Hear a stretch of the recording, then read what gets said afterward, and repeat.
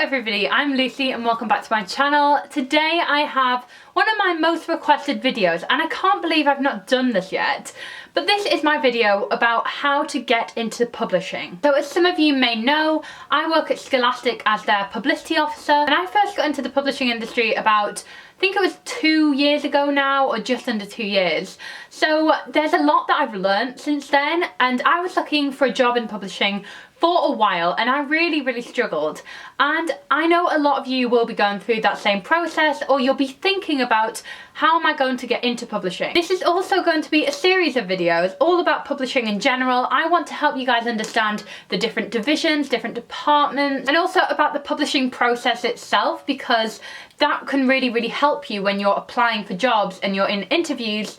It can really help to kind of know the ins and outs of the industry. So hopefully I'll be having a couple of extra guests on my channel and we'll be talking about how to get into publishing. But for this video, I want to give you guys an overview of how I got into publishing and what tips I have for helping you guys do the same. So at this stage in time, it is important that you have a university degree. Now, it's kind of getting debated at the minute because Penguin have just announced that they are getting rid of degree specifications for their applications, which means you don't need a degree to be shortlisted for one of their jobs, which is a great step because I know lots of people who university just wasn't for them and they would love to get into a career like publishing, but they don't have a degree. So whilst I think publishing is moving towards that shift into not needing or not placing emphasis on degrees as much as they did, a lot of companies still require a degree. So if you want to get into publishing, I would suggest getting a degree. It doesn't matter what. So a lot of people think that you need a degree in English to get into publishing. That is not a thing. I know so many people who did English because they wanted to get into publishing, but I also know loads of people in publishing who didn't do English. So I know people who did science degrees, history degrees. It doesn't really matter what you do. So if you have a degree and you've graduated, you're probably asking, now what? Now what do I do? How do I get into this industry? My first tip is the most important tip: internships. And people shout about internships so much. It's really annoying. Most of them are London based. They rarely pay, which is another discussion that I will not have time for in this video because it's such a long one. But internships, I would say, are vital for landing your first job in publishing. It's not only so that a publisher can see that you've took the incentive to learn a bit more about the industry, but it's also really helpful for you to say, is this job for me? Internships can be sought by going on publishers' websites. They often have a page dedicated to internships and what positions are available. You would just drop them an email with your CV, and because they are so sought after, you might not hear back from every publisher you apply to do an internship with, but do not lose hope. I applied for, I would say, about 30 internships or work placements after I graduated, and I got one. Yeah, one. I got a month at HarperCollins and it was in the sales department of their Collins Education imprint. That was kind of a very big departure from what I wanted to do. I was interested in publicity or marketing internships in the trade, fiction or children's departments, and I got sales and education. It did not matter. I learned so much about the publishing process, and the great thing was that I was there for a month, so I got a whole month of networking. And this is probably a whole different thing as well, a whole different video even. Networking is such a crucial thing to do when you're on an internship, because this is how people are going to remember you.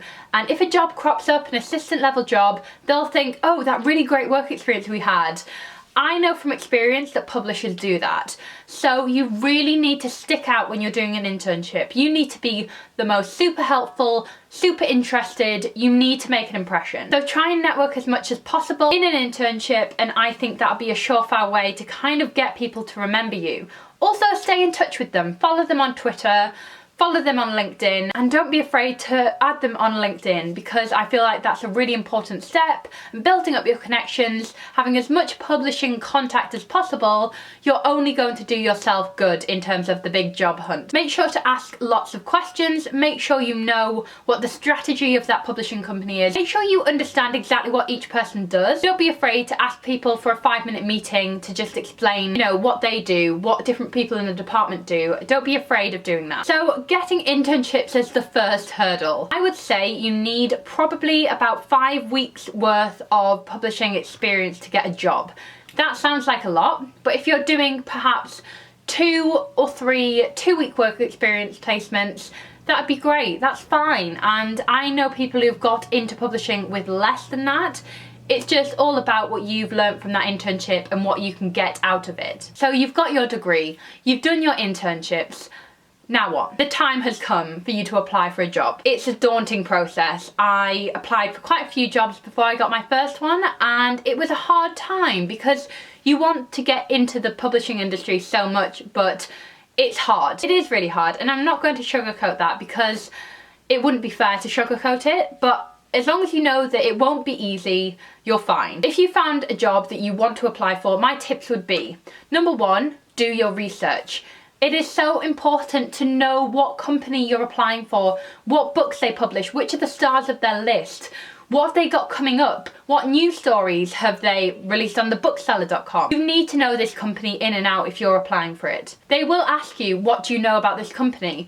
You've got to be prepared to know, even down to the basics, when they started, what imprints they have in their list, who are the stars of their list, what they got coming up. I would also say, when applying for jobs, it's really important to stand out. There are going to be tons of people applying with an English degree. There are going to be a million people applying who have done internships. That's kind of the standard process, degree, internships. You need something that will kind of make you stand out. And what I see really helped me get my jobs in publishing was this YouTube channel. It's something different that I need a lot of motivation and enthusiasm for, and it's something that I started myself. So even if it's not starting up a blog or a YouTube channel, though those are great too, I'd recommend starting a Twitter, starting a book club, starting something digital. You need something that will make you stand out and will make you different from the rest of the people applying. Whether that's even being part of your local newspaper, writing stories, writing books online, having a big following on Instagram, anything. Anything that you can spin into being motivated, independent, passionate about reading, you're sorted. And that'll also make the interviewers remember you, and they will pick up on that. So don't be afraid to put your blog down on your CV and apply for it that way, because I think that will only help you. My next tip is to be involved as possible with the industry. Whether this is following publishing influencers on Twitter, getting weekly updates from The Bookseller, which is publishing's biggest trade magazine, or whether this is attending workshops or events run by the SYP, which is the Society of Young Publishers. I will leave links to everything I mentioned down below, but it's really important. If you want to be in this industry, you need to make contacts, you need to know what's going on. When I was first applying for jobs, I subscribed to the Bookseller magazine to receive weekly updates just through my emails on a regular basis, and that kind of helped me stay in touch with what the publishing world was doing, news stories, any acquisitions or anything like that. I also followed loads of publishing houses on Twitter, and also really big players in that publishing house, whether it's their publicists, their editors, their marketers. I made sure that I was following the right people who would be shouting about things that I'd be interested in, whether it's jobs or anything. I find Twitter is amazing for job hunting. You can follow all the job sites on Twitter. Jobs in books, book careers, inspired selection. There are tons on Twitter. So I'll leave a link down below of my favourite people to follow on Twitter if you want book updates, job updates, anything. And hopefully this list will kind of be a basis of people to follow in publishing on Twitter, because Twitter is a huge part of the publishing process now. Very important, get on Twitter. My final tip would be, if you're applying for jobs, sign up for job alerts. These are crucial. I signed up to lots of job agency sites for publishing. So there's Atwood Tate, there's Inspired Selection. I also signed up for Jobs in Books emails, which is the job part of the Bookseller magazine. And I would pretty much check every single publisher's job pages on a weekly basis or more. Have your CV and covering letter ready. You need to obviously tweak your covering letter to the publisher you're applying for, but have a standard email and a standard CV and a basis of a covering letter that you can prepare, and then when a job comes up, you can just send that straight off. And That is such a time-saving effort right there.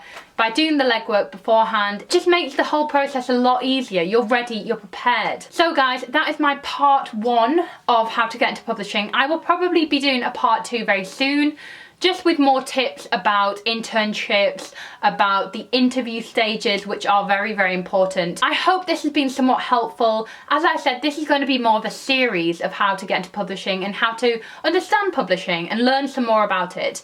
It's an incredible industry. It is worth every bit of hard work, and getting there is just the first step on the ladder. So good luck if you are applying for jobs, and I hope this video has been helpful. So guys, that's it for today. Don't forget to like this video if you found it helpful, and don't forget to subscribe for more bookish videos. Thank you so much for watching. Don't forget to tweet me on Twitter if you have specific questions. My Twitter handle is @BookBelleReads. Until next time guys, bye!